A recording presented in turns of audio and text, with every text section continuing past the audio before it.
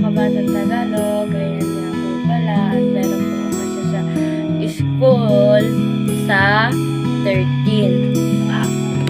So, ako po sa volleyball po ako kasali. And yung kapatid ko po sa basketball and running. Hindi po kasi ako mahilig sa running. Pwede naman po tayong babae, pang lalaki ng running.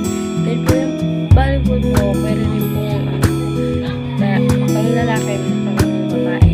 Then, may band-band po laro. Kasi po, sabi po ng teacher namin, dapat yung sasali po, sariling badminton. Yun po sabi ni ma'am. Kaya hindi na po ako tumalit. Sa volleyball na lang po. Kasi po, yung badminton sa po, naiwan po sa Maynila. At hindi po alam. Dito po kami sa Mindanao, Butuan City. Butuan City po kami.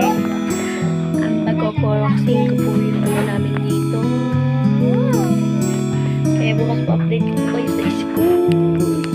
Kaya nyo po, party ko po kayo baby. Mag-ano po ako. Mag-ano po ako bukas